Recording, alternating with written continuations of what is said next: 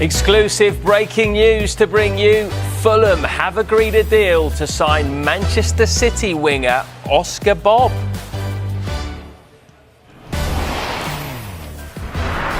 Hi there, you're watching the transfer show. It's all kicking off in the last few minutes. Thankfully, Dharmesh Sheth and Rob Dorset are both here and they're going to give us all the details. One man on his way out of London is Lucas Paquetá. Flamengo and West Ham have agreed a deal for the midfielder to return to Brazil. Talking of Brazilians, Douglas Luiz's time at Nottingham Forest is over as he nears a move back to Aston Villa. But could Nottingham Forest be where Jean-Philippe Mateta ends up as he tries to leave Crystal Palace this month?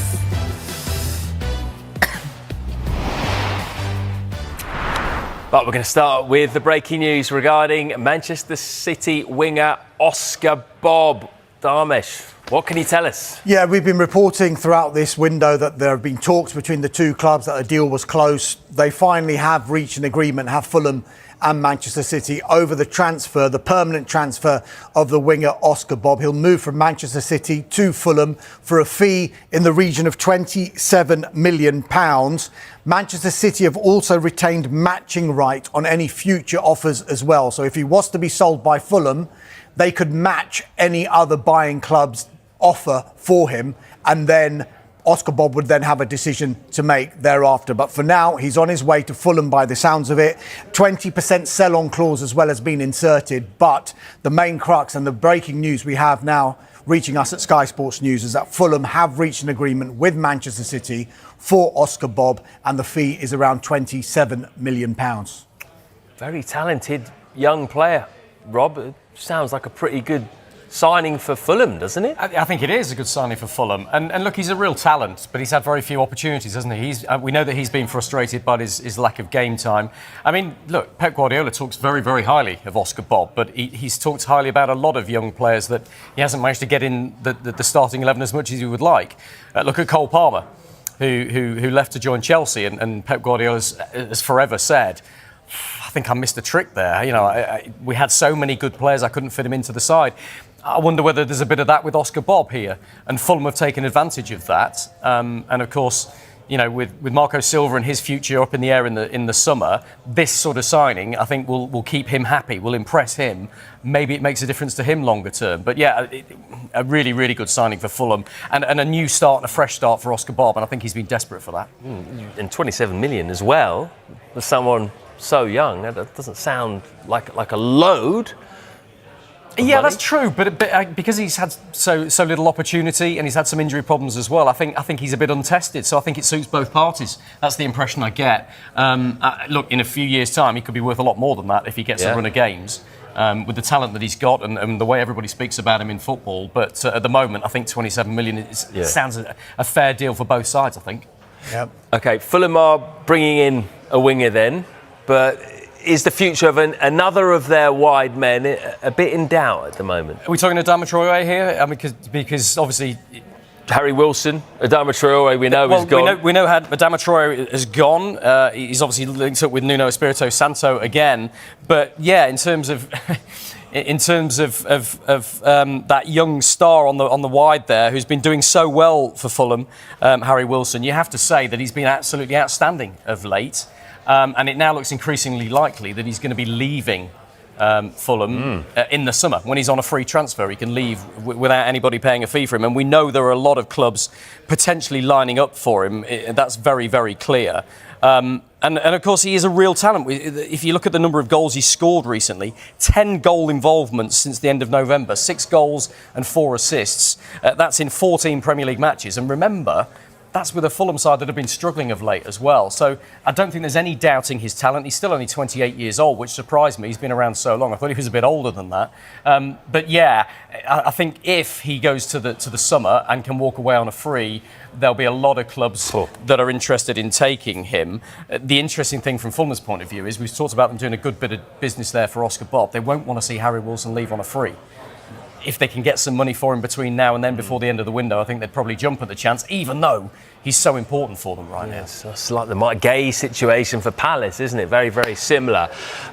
We will come back to Fulham in a moment. It kind of ties in a little bit with West Ham as well. West Ham have been busy in this window. We've had some developments, Darmish, in the last hour regarding Lucas Paquetá. Yeah, West Ham United have released a statement saying that they've given permission for Lucas Paquetá to have a medical with Flamengo.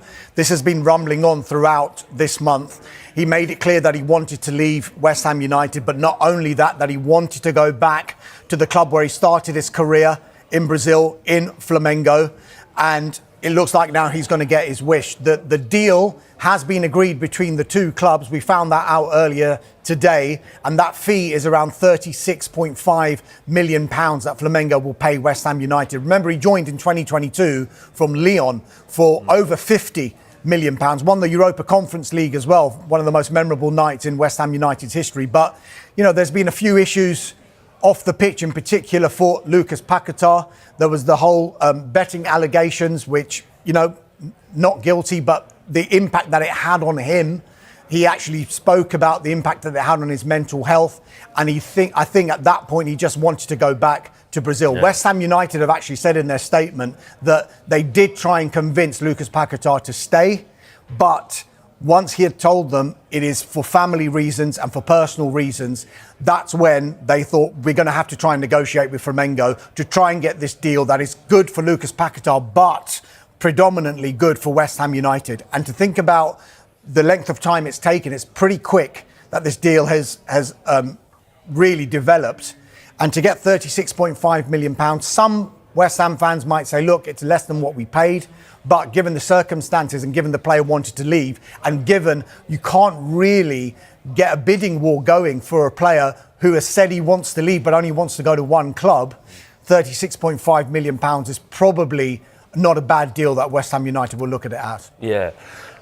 Rob, I mean, some West Ham fans will say, look, we're in a relegation battle. He's still one of our best players. You know, why can't you convince him to stay? But as he pointed out there, Darmish, you know, when you've got the personal side of things, does that just completely change it? If a player wants out, I think it is, and that's the very difficult. Look, he's missed 3 of the last 4 games, and there's been no obvious injury, I think, there. He's emotionally been in a difficult place. It's clear that he wants to go back home to Brazil. He wants to go back to Rio, where he's from, and Flamengo had this offer that he knew about in the last few weeks. But you look at the trouble he's had at West Ham, you know, since he arrived, really, that investigation, those charges from the FA, he started to be investigated in 2023. It was a 2-year investigation he had hanging over his head for alleged irregular betting practices. He was accused of taking deliberate yellow cards in 4 Premier League matches. And he was eventually cleared of that, but then the FA, a separate charge stuck where he hadn't cooperated with them, and that hit Paquetá very, very hard. He took to social media, he said he was upset, and of course we saw him get sent off, didn't we, for dissent. It looked very, very obvious in that game that he was clearly upset by the whole saga. The end of November, that was the 2-0 defeat to Liverpool. And a lot of pundits were saying, God, that's outrageous the way he's behaved. I think it told West Ham exactly where his mind was, how upset he was, how disorientated he was. So to go back to Brazil with his family was his wish. He's now got that wish. I think it suits both parties, but I can fully understand from West Ham's point of view that it's a hard one to take. He's an absolute fan's favourite. If you look at the video he's put on Instagram, just where he's saying goodbye to the fans, it's an extraordinarily emotional video. And I think he's had an emotional tie to the fans, but it hasn't been enough to stop him wanting to go back home. Hasn't played in the last 3 games. One FA Cup game, 2 Premier League games. They went through in the FA Cup against QPR, and they've got 6 points from 6 in their last 2 Premier League games as well. I'm not saying that that's going to be the norm for the rest of the season without Lucas Paquetá, but they'd gone 10 games without a win in all competitions before then. So to win those 3 games, they will hope that that is a sign of things to come, of life without Lucas Paquetá. Yeah. I mean, I guess West Ham fans won't be too surprised about this, given all the reasons that you guys have put forward there. But might be surprised that there could be a second midfielder leaving West Ham this month. Well, this is interesting because earlier on in the window, Burnley had open talks with West Ham United over James Ward-Prowse. Yeah.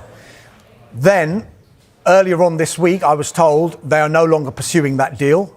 24 hours later, there was the U-turn, and talks had resumed, and a deal had been agreed for a loan until the end of the season.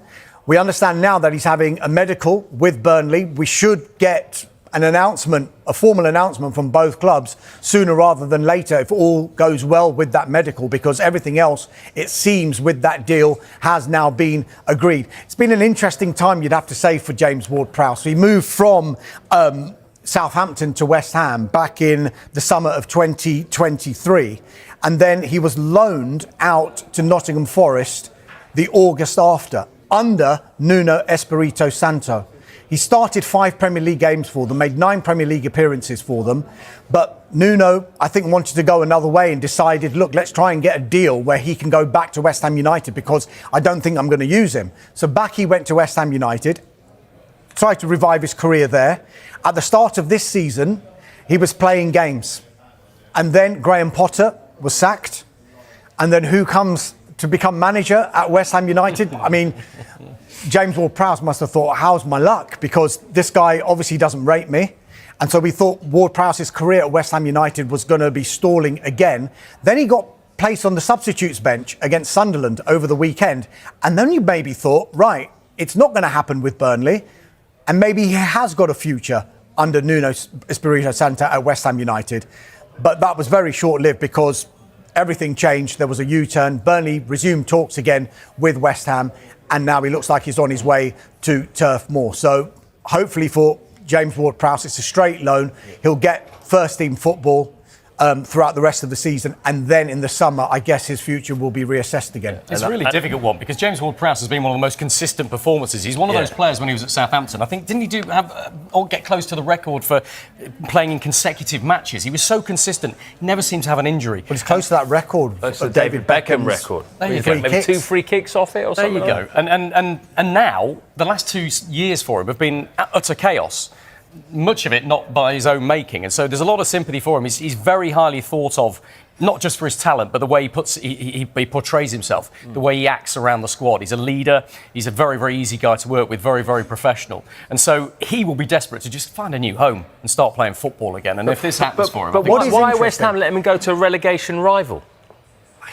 You could say he's just not going to feature for them. So I guess West Ham United have to do what they feel is right.